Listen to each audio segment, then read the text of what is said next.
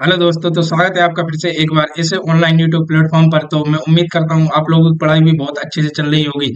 तो इस शानदार series RRB and all state CA जो स्पेशल एमसीक्यू सीरीज जो आपके लिए इस यूट्यूब प्लेटफॉर्म पर एकदम फ्री ऑफ कॉस्ट चलाई जा रही है धाकड़ सर के द्वारा।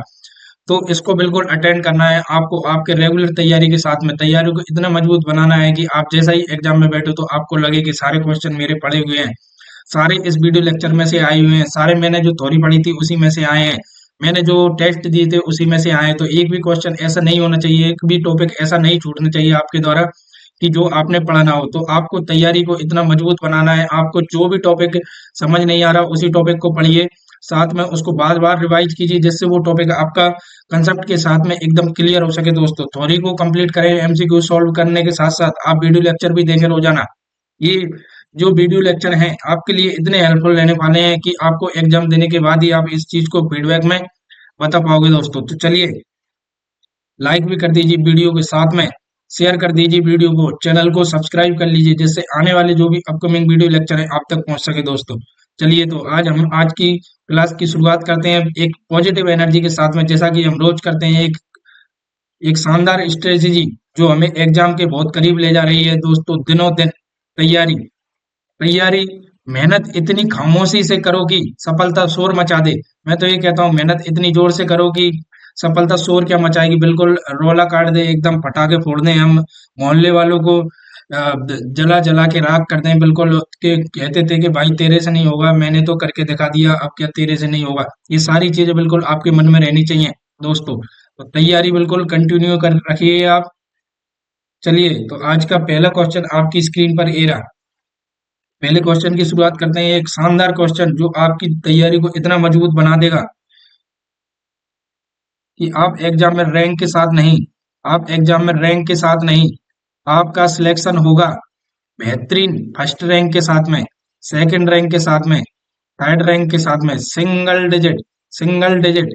इतनी मेहनत करो कि आपको सिंगल डिजिट सिलेक्शन मिले। ठीक है दोस्तों, चलिए तो यहाँ पर देखिए आप, विच one of the following ions help in the blood clotting, पूछा गया है कौन सा आयन है जो आपके ब्लड क्लॉटिंग के लिए सबसे हेल्पफुल रहता है। यहाँ पर चार आंसर आपकी स्क्रीन पर शो हैं, इनमें से एक आंसर आपको सही सिलेक्ट करना है। देखिए यहाँ पे, potassium, calcium, MN, manganese, PO4। तो इनमें से देखिए इन चारों में से कौन सा रहने वाला है। तो यहाँ पर राइट आंसर आपके समक्ष है। राइट आंसर मैं आपको बता देता हूँ, राइट आंसर रहने वाला है बी, कैल्शियम। आप यहाँ पर देखें, एक प्रोसेस होती है प्लेटलेट एग्रीगेशन, और fibrin fibrin formation fibrin formation इन दोनों के लिए एक प्रोटियोलाइटिक एंजाइम की जरूरत पड़ती है। एंजाइम की एंजाइम की जरूरत पड़ती है पड़ती है उसका नाम है थ्रोम्बिन थ्रोम्बिन। ठीक है दोस्तों, तो ब्लड को क्लॉट करने के लिए आपको एक बेहतरीन प्रोटीलाइटिक एंजाइम की जरूरत पड़ती है, उसका नाम है थ्रोम्बिन। एक ब्लड क्लॉटिंग फैक्टर है ये। साथ में एक आपको कैल्शियम की जरूरत पड़ती है, यह एक आयन है। कैल्शियम क्या है, एक आयन है जो आपको ब्लड को क्लॉट करने के लिए हेल्पफुल रहता है। दोस्तों, तो यहाँ पर पूछा गया है हमसे question, which one of the following ion help in the blood clotting. तो वेरी इंपोर्टेंट रहा है आपका यहाँ पर कैल्शियम आयन, जो आपके ब्लड को क्लॉट होने के लिए रेडी रखता है। मतलब जब आपको जरूरत पड़ती है कि ब्लड को कैसे क्लॉट करना है, तो कैल्शियम ही आपके ब्लड को क्लॉट कराता है। आपने जैसा कि ये देखा होगा, यहाँ पर मैं आपको एक चीज बता देता हूँ। ब्लड बैंक वाले क्या करते हैं, चिलेटिंग एजेंट का उपयोग करते हैं। ब्लड बैंक वाले क्या करते हैं, चिलेटिंग एजेंट यूज लेते हैं। किस लिए, इसलिए कैल्शियम को बांधे रखने के लिए, कैल्शियम आयन को बांधे रखने के लिए, जिससे क्या आपका ब्लड क्लॉट ना हो, टू प्रिवेंट ब्लड क्लॉट। ठीक है दोस्तों, ये बेहतरीन कंसेप्ट आपको याद रखना है। चलिए हम अगले क्वेश्चन की ओर चलते हैं। ये रहे आपके क्लॉटिंग फैक्टर, इसका आप स्क्रीनशॉट ले लीजिए। यह आपके clotting factor total 13 clotting factor होते हैं आपके। ये इंपॉर्टेंट यहाँ पर देख लीजिए, फैक्टर 1 जिसे हम फिब्रिनोजन बोलते हैं। एग्जामिनर डायरेक्ट क्वेश्चन पूछ लेगा, फैक्टर फर्स्ट का नाम बताइए, क्लोटिंग फैक्टर फर्स्ट का नाम बताइए, तो आप बताएंगे फिब्रिनोजन। एग्जामिनर पूछ लेगा फैक्टर सेकंड, क्लोटिंग फैक्टर का नाम बताइए, तो आपको डायरेक्ट याद रखना है प्रोथ्रोम्बिन। ऐसे ही किसी भी क्लोटिंग फैक्टर का नाम पूछ सकता है डायरेक्ट एग्जामिनर आपको। ये सारे क्लोटिंग फैक्टर याद करके रखने चाहिए यहाँ पर। ठीक है दोस्तों, इसका स्क्रीनशॉट ले लीजिए आप। चलिए, अगला क्वेश्चन आपकी स्क्रीन पर शो है दोस्तों, इसको सॉल्व करते हैं हम। पूछा गया है हमसे, विच पूछा गया है हमसे, which one of the following is called power house of the cell. इनमें से किसे हम power house of the cells कहते हैं? तो आप सभी को याद है, हम power house cell of mitochondria को बोलते हैं। वेरी इंपॉर्टेंट क्वेश्चन है, छोटे छोटे क्वेश्चन है दोस्तों, पर आपके एग्जाम के लिए इतने हेल्पफुल हैं कि आपके एग्जाम को फाड़ देंगे ये एक बेहतरीन रैंक के साथ में। ठीक है दोस्तों, चलिए, माइटोकॉन्ड्रिया इसे बोलते हैं हम power house of the cell, क्योंकि ये क्या करता है, सारी सेल्स को एनर्जी प्रोवाइड कराता है। सेल्स को एनर्जी प्रोवाइड कराता है, provide provide provide energy to the cells. अब सेल्स के लिए एनर्जी किस लिए चाहिए होती है? To cellular process, to cellular process, to cellular process. तो सेलुलर प्रोसेस के लिए सेल को एनर्जी की जरूरत रहेगी। सेल एनर्जी किससे लेगी? माइटोकॉन्ड्रिया से। माइटोकॉन्ड्रिया जितनी जरूरत रहता है सेल को एटीपी के रूप में, एडिनो ट्राइफॉस्फेट, एडोनिसिन ट्राइफॉस्फेट, जैसा कि मैंने आपको बताया, एडेनोसिन ट्राइफॉस्फेट एनर्जी एटीपी के रूप में आपके सेल को मिलती है। यहाँ पर अगली चीज देखें, न्यूक्लियस क्या होता है। न्यूक्लियस की बात करें हम तो न्यूक्लियस न्यूक्लियस में सेंट्रल में आपकी जो सेल की स्ट्रक्चर रहती है उसके सेंट्रल पार्ट में न्यूक्लियस सिचुएटेड रहता है। सिचुएटेड की बात करें तो इसमें यहाँ पर देखिए, genetic material DNA and RNA, DNA and RNA भरे रहते हैं। इसी में क्रोमोसोम रहते हैं, क्रोमोसोम में ये दोनों जेनेटिक मटेरियल पाए जाते हैं, डीएनए एंड आरएनए। ठीक है दोस्तों, चलिए, यहाँ से इंपोर्टेंट एक और क्वेश्चन बनता है, लाइसोसोम। लाइसोसोम क्या होता है? इसे हम बोले तो सेल सेल की आत्मघाती थैली, सेल की आत्मघाती, हिंदी में नाम है इसका आत्मघाती थैली, सुसाइडल बैग। सुसाइडल बैग बोलते हैं दोस्तों, क्यों बोलते हैं? अगर ये फट गया तो पूरे सेल को इनगल्फ कर जाएगा, ये पूरी सेल को डिस्ट्रॉय कर देगा आपकी बॉडी को। तो एक बेहतरीन क्वेश्चन यहाँ से बनता है। एक क्वेश्चन बात करें यहाँ से, राइबोसोम। राइबोसोम क्या होता है? राइबोसोम क्या करते हैं? ये प्रोटीन सिंथेसिस का कार्य करते हैं। राइबोसोम का कार्य है मेन इंपोर्टेंट, प्रोटीन सिंथेसिस कराते हैं। ठीक है, यहाँ से 4 एमसीक्यू तैयार हो गए आपके एग्जाम से। राइबोसोम का फंक्शन पूछे तो यह प्रोटीन सिंथेसिस कराता है। लाइसोसोम को सेल की आत्मघाती थैली बोलते हैं, सुसाइडल बैग। अगर ये फूट गया तो सारी सेल को खा जाएगा ये। साथ में न्यूक्लियस की बात करें तो इसमें जेनेटिक मटेरियल भरा रहता है क्रोमोसोम में डीएनए एंड आरएनए। क्रोमोसोम कहाँ पाए जाते हैं? न्यूक्लियस के अंदर। माइटोकॉन्ड्रिया की बात करें, इसे power house of the cells बोलते हैं, क्योंकि यह एटीपी के रूप में एनर्जी प्रोवाइड कराता है सेल को, जो सेलुलर प्रोसेस में हेल्प करता है। इसका डायग्राम देख लीजिए आप, डायग्राम आपकी स्क्रीन पर, इसका स्क्रीनशॉट ले लीजिए आप। ये है सेल की स्ट्रक्चर। एग्जामिनर पूछ लेगा एग्जाम में, सेल, ये आपकी सेल, सेल में ये डायरेक्ट ये खाली जगह दे देगा, इसे पूछ लेगा ये स्ट्रक्चर को मार्क करके, ये क्या है? तो गोल्जी एपरेटस। ये क्या है? राइबोसोम। ये पूछ ले तो ये सेल के अंदर भरा हुआ सबस्टांस, इसे हम साइटोप्लाज्म बोलते हैं। ये रहा लाइसोसोम। ठीक है दोस्तों, ये माइटोकॉन्ड्रिया, साथ में ये न्यूक्लियस। ये यहाँ पे बात करें, सॉरी, न्यूक्लियोलस। ये न्यूक्लियस का न्यूक्लियस होता है अंदर, न्यूक्लियोलस। न्यूक्लियस के भी अंदर न्यूक्लियोलस। ये आपका न्यूक्लियस, न्यूक्लियस। ये सेंट्रोट्यूल्स, साथ में ये इसमें माइक्रोट्यूब्यूल्स, ये सेल में। और ये यहाँ पर जो स्ट्रक्चर दे रखी है इसे बोलते हैं स्मूथ एंडोप्लाज्मिक रेटिकुलम, और जो न्यूक्लियस से जुड़ी रहती है उसे बोलते हैं रफ एंडोप्लाज्मिक रेटिकुलम दोस्तों। तो इसका आप स्क्रीनशॉट ले लेना।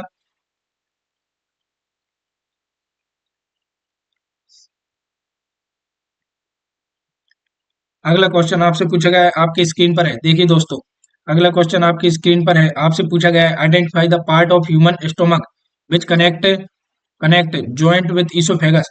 यहाँ पर देखिए आप, ये आपकी ईसोफेगस है, साथ में स्टोमक, ये रहा आपका स्टोमक। यहाँ से स्टार्ट हो जाती है आपकी ड्यूडेनम, स्मॉल इंटेस्टाइन का फर्स्ट पार्ट। ठीक है दोस्तों, यहाँ से देखिए अब, पूछा क्या गया है हमसे, identify the part of human stomach which connect stomach, ये रहा स्टोमक, ईसोफेगस के साथ जोड़ने वाले जॉइंट का नाम पूछा है, इसका नाम क्या है बता दीजिए दोस्तों। तो इस पार्ट को बोलते हैं हम, क्या बोलते हैं, इसको बोलते हैं हम कार्डिया। इस पार्ट को क्या बोलते हैं, कार्डिया। तो इसका जो राइट आंसर रहने वाला है वो क्या है, कार्डिया। देखिए दोस्तों, चलिए चलिए, पाइलोरस पार्ट, पाइलोरस पार्ट, ये रहा आपका पाइलोरस पार्ट। ठीक है दोस्तों, ये रही आपकी बॉडी, मेन पार्ट, फंडस। चलिए, इसको इसको हम समझते हैं एक डायग्राम के थ्रू। देखिए, ये रहा आपका डायग्राम, ये आपकी रही ईसोफेगस। ईसोफेगस जिस पार्ट से जुड़ती है इसे बोलते हैं गैस्ट्रो ईसोफेजियल जंक्शन। यहाँ पर एक भाग होता है जिसे कार्डिया। ठीक है दोस्तों, ईसोफेगस, कार्डिया, ये भाग पर यहाँ पर स्टोमक के फर्स्ट पार्ट से जुड़ती है। ये इसका जो इतना भाग है इसे हम बोलते हैं फंडस। ये रहा आपका फंडस। इस पूरे स्टोमक पार्ट को बोलते हैं बॉडी। ये लास्ट पार्ट, ये जो इतना भाग है इसे बोलते हैं पाइलोरस। ये पाइलोरस भाग है जो फर्स्ट स्ट्रक्चर स्मॉल इंटेस्टाइन की यहाँ जुड़ती है, उसे ड्यूडेनम बोलते हैं। ये यहाँ पर एक आपको प्यारा सा ये कर्वेचर दिखाई दे रहा है, एग्जामिनर पूछ ले यहाँ से, तो इस स्ट्रक्चर को बोलते हैं लेजर कर्वेचर। ये आपका पूरा बड़ा कर्वेचर है, ये इतना पूरा बड़ा कर्वेचर है, इसे बोलते हैं हम ग्रेटर कर्वेचर। ठीक है दोस्तों, ये बहुत ही शानदार आरआरबी सीरीज चलती हुई यहाँ पे। तो वीडियो को लाइक कर दीजिए, साथ में वीडियो को शेयर कर दीजिए, चैनल को सब्सक्राइब कर लीजिए, जिससे आने वाले अपकमिंग इंपोर्टेंट वीडियो लेक्चर आप तक पहुंच सकें। उसका नोटिफिकेशन जब भी मिलेगा जब आप इस चैनल को सब्सक्राइब कर लेंगे दोस्तों, और बेल आइकन को प्रेस कर लेंगे। चलिए, इसी के साथ में एक अगला क्वेश्चन आपके समक्ष है, बहुत ही इंपोर्टेंट क्वेश्चन रहने वाले हैं आरआरबी सीरीज के लिए। आपके आरआरबी एग्जाम में इतने देखने को मिलेंगे, बिल्कुल सेम टू सेम। यहाँ पे कंसेप्ट के साथ में आप सारे क्वेश्चनों को समझते चलिए और इनके प्रॉपर नोट्स बनाना। आप दोस्तों, मेहनत तो आपको करनी पड़ेगी। आप ये सोचें बगैर मेहनत के आपका एग्जाम निकल जाए, ये पॉसिबल बिल्कुल नहीं होगा। मेहनत आपको बिल्कुल ईमानदारी से करनी है। मेहनत आपको किसी दूसरे के लिए मेहनत नहीं करनी है, खुद के लिए मेहनत करनी है। बिल्कुल ईमानदारी से मेहनत कीजिए, भगवान आपकी जरूर सुनेगा। किस्मत जब ही साथ देती है, जब एक आप में हुनर है, आप मेहनत कर रहे हैं, तो किस्मत को भी आपके साथ देना ही पड़ेगा। अगर आप लेटे रहोगे, बैठे रहोगे, सोचते रहोगे, तो आपसे कुछ नहीं होने वाला, ना ही आपका सिलेक्शन होगा। यहाँ पर देखिए, main function of kidney is to, kidney का मेन फंक्शन कल के वीडियो लेक्चर में बताया था। किडनी का मेन फंक्शन क्या है, ये क्या करती है, रेगुलेट करती है फ्लूइड बैलेंस को, साथ में रिमूव रिमूव करती है फास्ट प्रोडक्ट को। हमने बताया था नेफ्रॉन की स्ट्रक्चर। नेफ्रॉन क्या है, नेफ्रॉन एक स्ट्रक्चरल एंड फंक्शनल यूनिट है किडनी की, जो फिल्ट्रेशन का कार्य करती है, फिल्ट्रेशन का कार्य करती है। ठीक है दोस्तों, चलिए चलिए,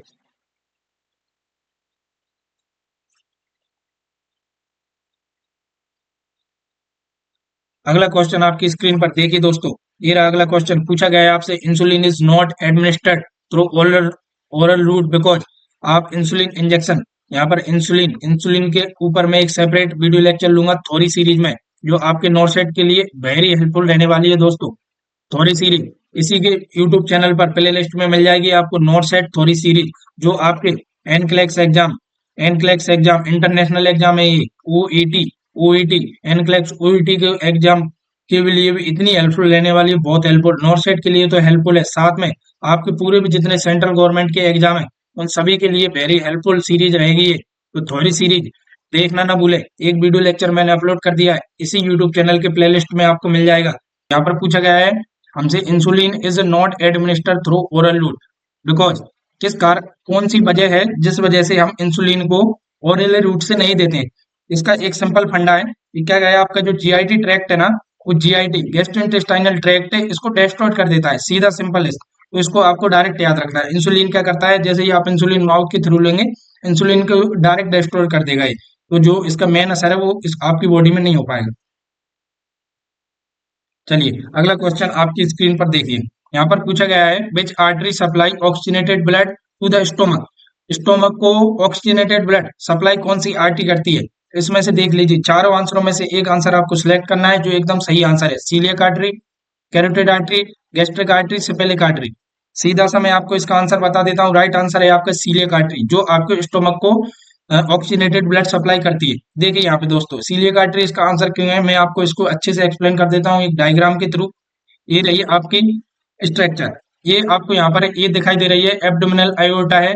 एब्डोमिनल आयोटा ये क्या करती है, ऑक्सीजनेटेड ब्लड लेके जाती है, ऑक्सीजनेटेड ऑक्सीजनेटेड ब्लड। इसकी एक ब्रांच होती है, यहाँ पे देखिए आप, ब्रांच, यहाँ से एक ब्रांच निकली है, एब्डोमिनल एओर्टा से एक ब्रांच निकली है। इसका नाम है, इसका नाम है सीलियक, सीलियक आर्टरी। कौन सी है? Coeliac artery. सीलियक आर्टरी दोबारा से बढ़ जाती है अलग अलग पार्टों में। यहाँ पे से एक लेफ्ट गैस्ट्रिक आर्टरी, यहाँ से एक ये आर्टरी निकली है हेपेटिक आर्टरी, जो आपके हेपेटिक को ऑक्सीजनेटेड ब्लड सप्लाई करेगी। साथ में इसकी एक आर्टरी और निकली है, इसे राइट गैस्ट्रिक आर्टरी, जो आपके स्टोमक को ब्लड सप्लाई करेगी। साथ में ये आर्टरी जो निकली है, साथ में ये देखिए एक ब्रांच, ये पूरी यहाँ पर, तो ये क्या करेगी, राइट गैस्ट्रो आर्टरी, ये क्या करेगी, आपके पूरे स्टोमक को ब्लड सप्लाई करेगी। तो यहाँ पे मेन जो ब्रांच है, यहाँ से निकलने वाली सीलियक आर्टरी, जो आपके स्टोमक को क्या करती है, ऑक्सीजनेटेड ब्लड, ऑक्सीजनेटेड ब्लड लेके जाती है और पूरे स्टोमक को सप्लाई करती है। अगर ये नाम नहीं हो तो आप गैस्ट्रिक आर्टरी बिल्कुल चूज कर सकते हो। राइट आंसर फिर क्या रहेगा आपका, गैस्ट्रिक आर्टरी।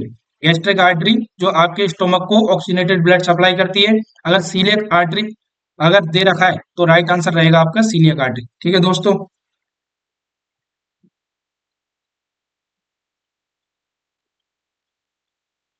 अगला क्वेश्चन आपकी स्क्रीन पर है। पिछले वीडियो लेक्चर में बताया था मैंने, ये क्वेश्चन रिपीट है। Normal pH of urine, urine की नॉर्मल पीएच कितनी होती है?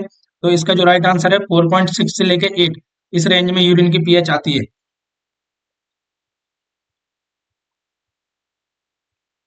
अगला क्वेश्चन आपकी स्क्रीन पर है। पूछा गया है maturation defect in RBC seen, किसमें? जो आरबीसी का मैचुरेशन डिफेक्ट है वो किसमें देखने को मिलता है? यहाँ पे सिलेडेनाइटिस, सिलिडेनोपैथी, यहाँ पर सिलिडेनोमा और सीएलएडइन। तो इनमें से, इन चारों में से एक सही आंसर आपको सिलेक्ट करना है। सही आंसर है इसका बी, सिलिडेनोपैथी। एक डिसीज कंडीशन होती है। यहाँ पे हम इसकी बात करें तो ये एक डिसीज कंडीशन है, क्या है कि salivary, salivary gland, salivary gland की पैथोजेनेसिटी है। ये क्या होता है, यहाँ पे इन्फ्लामेशन हो जाता है सलाइवरी ग्लैंड में, सलाइवरी ग्लैंड में इन्फ्लामेशन होना, सारी प्रोसेस इसमें देखेंगे आप। यहाँ पे हम बात करें तो सिलेडेनोपैथी आपको क्या क्या देखने को मिलेगा, देखिए इनको चीजों को नोट करते चलिएगा। ठीक है दोस्तों, जब आपको सलाइवरी ग्लैंड में इन्फ्लामेशन हुआ है तो आपके नेक पेन होगा, नेक पेन होगा दोस्तों। खाना नहीं खा पाओगे आप। ठीक है दोस्तों, खाना नहीं खा पाओगे आप, खाना खाने में आपको दिक्कत होगी क्योंकि नेक पेन होगा, इन्फ्लेमेटरी प्रोसेस हो गई है। साथ में आपको देखने को मिलेगा fever, dry mouth, dry mouth एक टर्म यूज रहती है, जीरोस्टोमिया। ड्राई माउथ को एग्जाम में ये क्वेश्चन आता है, जीरोस्टोमिया किसे बोलते हैं? ड्राई माउथ का होना, जीरोस्टोमिया। फीवर देखने को मिलेगा क्योंकि यहाँ पर इन्फ्लेमेशन हुआ है, तो फीवर देखने को मिल सकता है आपको। सलाइवा का प्रोडक्शन सलाइवरी सलाइवरी ग्लैंड के द्वारा कम हो जाएगा, सलाइवा का प्रोडक्शन डिक्रीज हो जाएगा। ये सारी चीजें आपको देखने को मिलेंगी। सिलेडेनोपैथी, इसका इफेक्ट पड़ेगा आरबीसी पर। इससे क्या होगा, आरबीसी मैच्योरेशन नहीं हो पाएंगी सही से। ठीक है दोस्तों, सिलेडेनाइटिस, ये इसका मतलब इन्फ्लामेशन ऑफ सलाइवरी ग्लैंड। ये सिलेडेनोपैथी, ये इन्फ्लामेटरी प्रोसेस होती है सलाइवरी ग्लैंड की। ठीक है दोस्तों, चलिए इसका राइट आंसर है बी।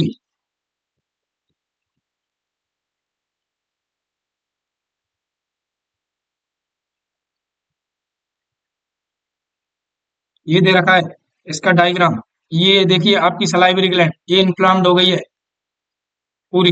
इन्फ्लाम्ड हो जाने की वजह से आपको पूरा गला सूज जाएगा, गला सूज जाने से ऑब्स्ट्रक्शन आएगा, सलाइवा का प्रोडक्शन कम होगा, नेक में पेन होगा। ये सारी चीजें आपको देखने को मिलेंगी दोस्तों।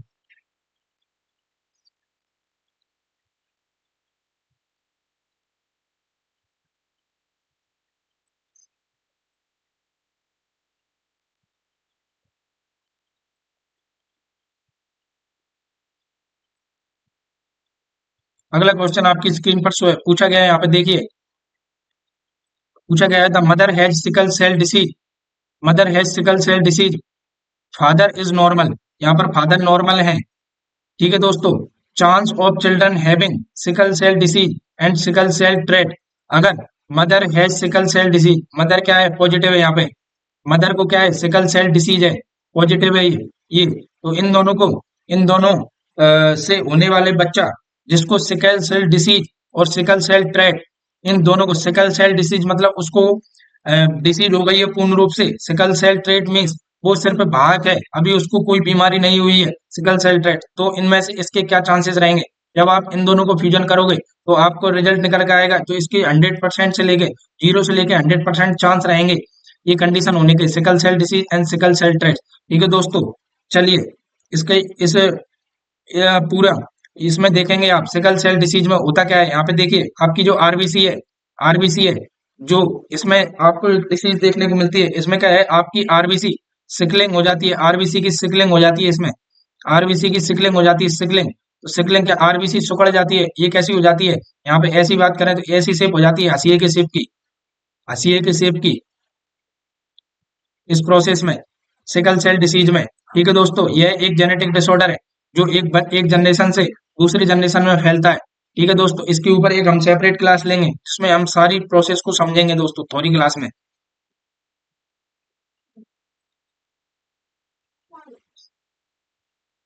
अगला क्वेश्चन यहाँ पर इंपोर्टेंट रहने वाला है आपके लिए, वेरी इंपोर्टेंट पूछा गया है यहाँ पे, oxygen binding capacity of 1 gram haemoglobin कितना रहता है।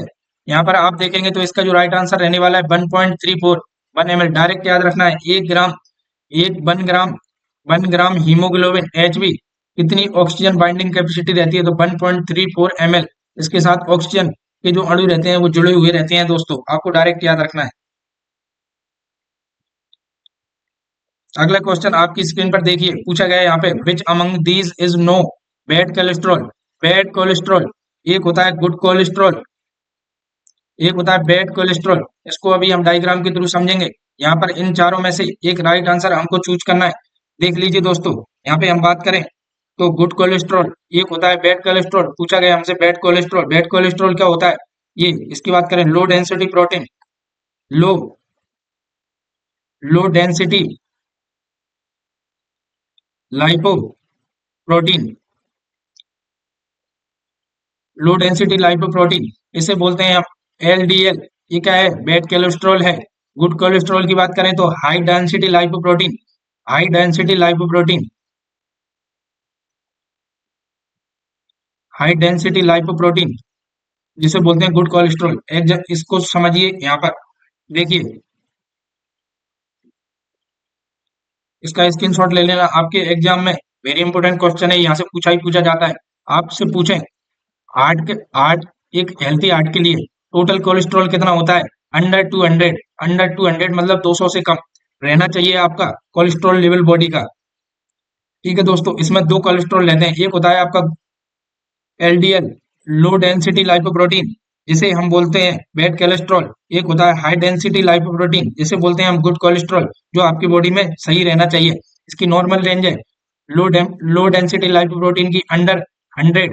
इसकी बात करें 60 एंड हायर, ये 60 से कम नहीं होना चाहिए, ये 60 से कम नहीं होना चाहिए और ज्यादा होना चाहिए, 60 से ज्यादा होना चाहिए तो गुड कोलेस्ट्रॉल माना जाएगा। तो इसकी रेंज बात करें, हाई डेंसिटी लाइपोप्रोटीन अगर 40 से 59 मेल में और 50 से 59 फीमेल में इतना हो जाए तो ये एट रिस्क पर रहेगा। लो डेंसिटी की बात करें तो 100 से 159 मेल और फीमेल दोनों में रिस्क पे रहेगा। डेंजरस कंडीशन कब रहेगी, जब आपका टोटल कोलेस्ट्रॉल 240 हो जाए। यहाँ पर 200 से 239 रिस्क पे रहेगा, 240 बिल्कुल हायर रिस्क पे रहेगा, डेंजरस कंडीशन है आपकी बॉडी के लिए। यहाँ पर लो डेंसिटी प्रोटीन की बात करें तो 160 से ज्यादा हो जाए। यहाँ पर बात करें तो अंडर 40, यहाँ पर कम होगा, किसमें, मेल में 40 से कम है। उसके बाद करें अंडर 50, ये आप फीमेल में 50 से कम है तो ये रिस्क पे रहेगा, तो डेंजरस कंडीशन है बहुत ज्यादा। ठीक है दोस्तों, डॉक्टर को दिखाना पड़ेगा हमको यहाँ पे, इसका स्क्रीनशॉट ले लेना।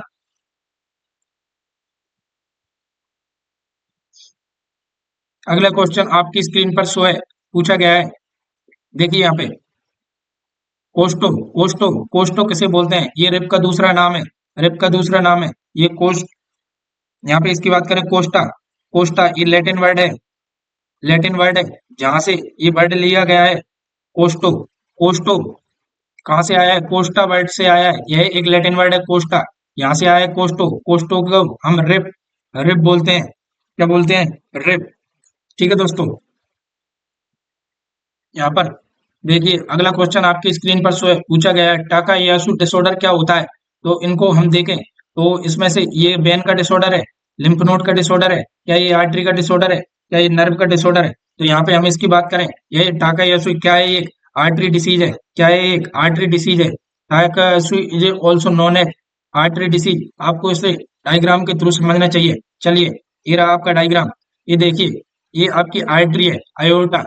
आयोटा, इसमें हो गया इन्फ्लामेशन। इन्फ्लामेशन होने के साथ में क्या होगा? इससे निकलने वाली जो ब्रांचें हैं, इससे निकलने वाली ब्रांचें ये हो गई ऑब्स्ट्रक्ट। ऑब्स्ट्रक्ट हो जाने की वजह से, ऑब्स्ट्रक्ट हो जाने की वजह से आपकी बॉडी में ब्लड की सप्लाई हो जाएगी कम।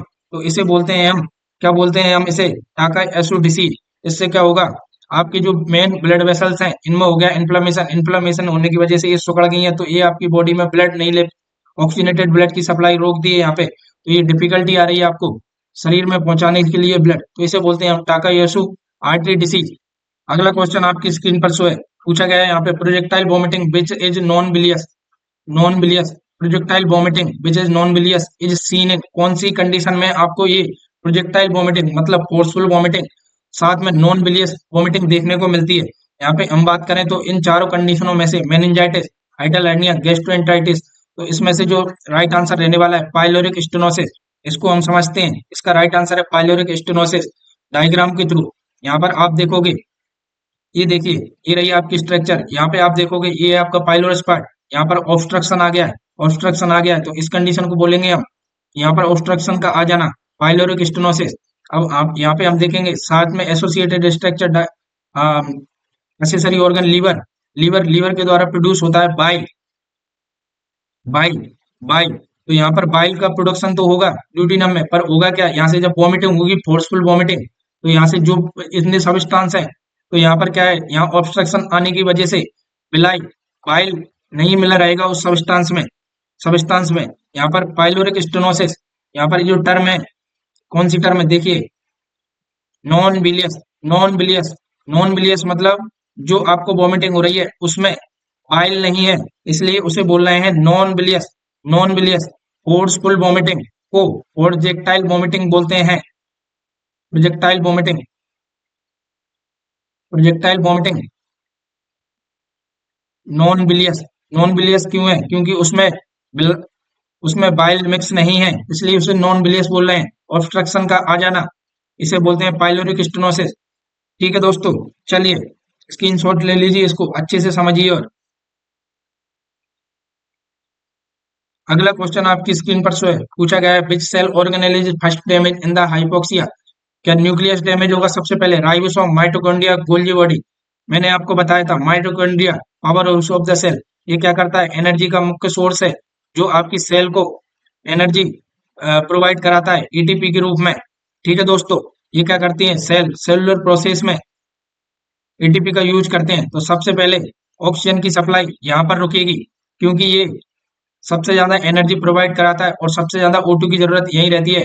तो जो फर्स्ट हाइपोक्सिया आपको देखने को मिलेगा, अगर कोई सेल ऑर्गेनेल डैमेज होता है, तो सबसे पहले देखने को मिलेगा माइटोकॉन्ड्रिया में।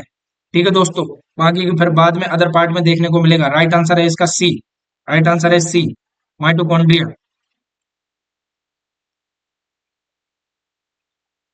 थ्रोम्बोसाइटोपिनिया, यहाँ पर हम बात करें, देखिए थ्रोम्बोसाइटोपिनिया, हम बात करें थ्रोम्बोसाइटोपिनिया किससे रिलेटेड है? देख लीजिए यहाँ पे, ये वर्ड पीनिया मतलब कम होना, पीनिया मतलब कम होना, कम होना। तो यहाँ पे इसकी बात करें तो थ्रोम्बो इसकी बात करें तो ये किस लिए, किस वर्ड के लिए यूज हो रहा है? प्लेटलेट के लिए, reduce platelet count, reduce platelet count. तो राइट आंसर है आपका सी। यहाँ पर राइट आंसर है सी। ठीक है दोस्तों, चलिए, thrombocytopenia means reduce platelet count. अगला क्वेश्चन आपसे पूछा गया, सेल में तो horse shoe shape nucleus and abundant cytoplasm in peripheral blood smear, इन चारों में से किस में देखने को मिलेगी? तो इसका जो राइट आंसर रहेगा, आप इन चारों सेलों में से, ये क्या है? डब्ल्यूबीसी के टाइप है, डब्ल्यूबीसी के टाइप है। ठीक है दोस्तों, ये इसमें से जो मोनोसाइट, मोनोसाइट, यह सबसे बड़ी सबसे बड़ी साइज में डब्ल्यूबीसी होती है। साइज में, साइज में बात करें तो सबसे बड़ी डब्ल्यूबीसी कौन सी होती है? मोनोसाइट। और यहाँ पे हम सबसे छोटी बात करें, सबसे छोटी बात करें तो इसका नाम जो रहने वाला है लिम्फोसाइट। लिम्फोसाइट, लिम्फोसाइट, इसकी साइज में बात करें, साइज में बात करें तो यह स्मॉलेस्ट स्मॉलेस्ट डब्ल्यूबीसी होती है। सबसे यहाँ से दो इंपोर्टेंट क्वेश्चन बनते हैं। इंपोर्टेंट क्वेश्चन क्या बनते हैं? यहाँ पर लिम्फोसाइट की बात करें तो ये स्मॉलेस्ट टाइप की डब्ल्यूबीसी होती है, और सबसे बड़ी जो डब्ल्यूबीसी होती है उसका नाम है मोनोसाइट। ये दो क्वेश्चन इंपोर्टेंट हैं आपके एग्जाम में। Cell with oats shape nucleus and abundant cytoplasm in peripheral blood smear, कौन सी डब्ल्यूबीसी टाइप में देखने को मिलेगा? राइट आंसर रहने वाला है मोनोसाइट। ये कितनी कितनी मात्रा में रहती हैं, इनमें इसे इस चार्ट के थ्रू हम इसको समझते हैं। चलिए देखिए दोस्तों, ये रहा चार्ट आपका डब्ल्यूबीसी ब्लड फंक्शंस। चलिए डब्ल्यूबीसी ब्लड सेल फंक्शन के साथ में ये देखिए आपका रहा न्यूट्रोफिल, इसको हम याद रखेंगे नेब। नेब नेब से याद रखेंगे। ये मोनोसाइट और लिम्फोसाइट ये हैं, इनको बात करें इनका नाम है ग्रेनुलोसाइट। ग्रेनुलोसाइट डब्ल्यूबीसी कौन कौन सी है आपकी? Neutrophil, eosinophil, neutrophil, eosinophil, basophil. M L, M L से याद रखेंगे, नेप से याद रखेंगे आप granulocyte. M L, M L से याद रखेंगे हम agranulocyte, agranulocyte, agranulocyte. WBC कौन कौन सी है? मोनोसाइट और लिम्फोसाइट। साथ में हम बात करें इसोनोफिल, बेसोफिल और न्यूट्रोफिल। देखिए ये बॉडी में कितनी मात्रा में पाई जाती है, तो न्यूट्रोफिल सबसे ज्यादा पाई जाती है आपकी बॉडी में डब्ल्यूबीसी नंबर्स में, परसेंटेज में 54 से लेकर 62% पाई जाती है। इसोनोफिल की बात करें तो 1 से 3% देखने को मिलती है। बेसोफिल की बात करें 1% से कम देखने को मिलेंगी। मोनोसाइट 3 से 9% देखने को मिलेंगी। लिम्फोसाइट 25 से 33% देखने को मिलेंगी। अगर आपसे एग्जामिनर पूछ ले सबसे ज्यादा साइज में सबसे बड़ी मोनोसाइट, एम से याद रखना मेगा, मेगा मेगा मतलब बड़ी, मेगा मतलब बड़ी, बड़ी से याद रखोगे सबसे बड़ी साइज में कौन सी डब्ल्यूबीसी होती है? मोनोसाइट। सबसे छोटी साइज में कौन सी डब्ल्यूबीसी होती है? लिम्फोसाइट। सबसे ज्यादा कौन सी न्यूट्रोफिल पाई जाती है परसेंटेज में? न्यूट्रोफिल। सबसे कम कौन सी परसेंटेज में पाई जाती है? 1 से कम, बेसोफिल। इसका फंक्शन क्या है? न्यूट्रोफिल जनरल फेगोसाइटोसिस प्रोसेस कराती है। ठीक है, जब आपका बैक्टीरियल इन्फेक्शन होगा, फेगोसाइटोसिस मींस, फेगोसाइटोसिस एक प्रोसेस होती है जिसमें फेगोसाइटिस सेल के द्वारा, डब्ल्यूबीसी सेल्स के द्वारा जो भी इन्फेक्शियस एजेंट है जो, तो इसको इनगल्फ कर लेगी, बाद में इसको डाइजेस्ट करके इन्फेक्शन को समाप्त कर देगी। इसोनोफिल ये क्या करती है? Kills parasite. एलर्जिक रिएक्शन हुआ है तब इसोनोफिल एक्टिवेट होकर इन पर कार्य करेगी, पैरासाइट को मार देगी, एलर्जिक कंडीशन को खत्म करेगी। बेसोफिल क्या करेगी? Release heparin and histamine release करती है ये। साथ में मोनोसाइट का क्या फंक्शन है? फेगोसाइटोसिस ऑफ लार्ज पार्टिकल, जैसे कि आपको टाइफाइड फीवर हुआ है उस टाइम पे मोनोसाइट कार्य करेगी मलेरिया जैसे इन्फेक्शन में। और लिम्फोसाइट की बात करें, ये प्रोड्यूस एंटीबॉडी प्रोड्यूस कराती है आपकी बॉडी में। तो ये डब्ल्यूबीसी का मेन फंक्शन जो आपके एग्जाम में बिल्कुल पूछ लेते हैं, यहाँ से बहुत ही इंपोर्टेंट डब्ल्यूबीसी पोर्शन, यहाँ से एग्जाम में क्वेश्चन आते ही आते हैं दोस्तों, तो आपको याद रखना है ये सारी चीजें। अगला क्वेश्चन आपकी स्क्रीन पर शो है, पूछा गया है normal pH of body fluid कितना होता है? अभी हम इसको सीधा से याद रखते हैं डायरेक्ट, 7.3 से 7.45 आपका जो बॉडी फ्लूइड का पीएच रहता है दोस्तों।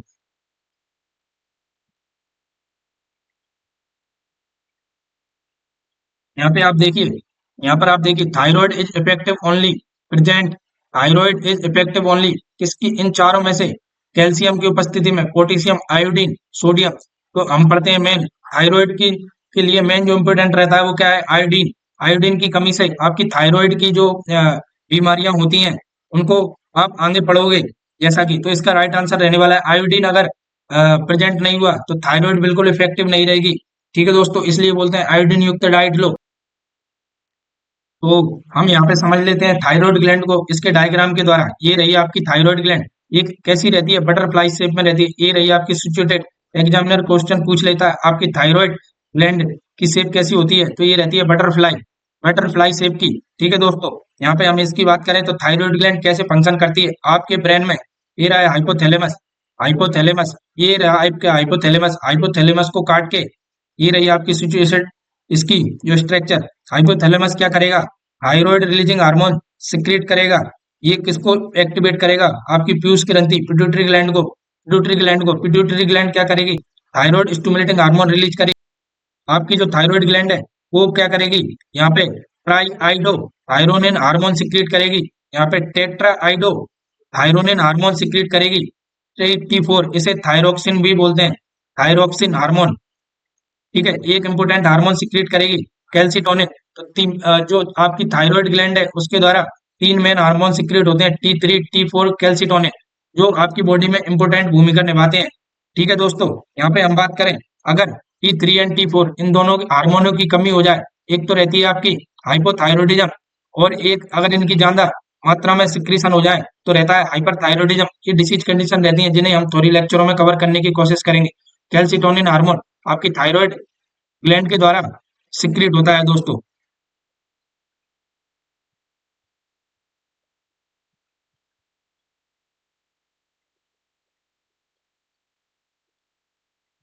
अगला क्वेश्चन आपकी स्क्रीन पर शो है, पूछा गया है यहाँ पे, water is mostly absorb from digestive tract. Digestive tract में वाटर सबसे ज्यादा एब्जॉर्ब कहाँ पर होता है? इसका आंसर दोगे आप कमेंट सेक्शन में दोस्तों, कमेंट सेक्शन में। और आप इसी तरह तैयारी करते रहिए, जुड़े रहिए इसी चैनल के साथ में।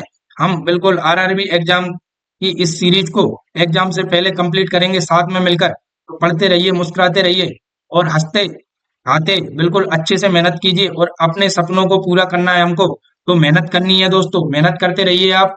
All the best. मिलते हैं अगले वीडियो लेक्चर में। Thank you.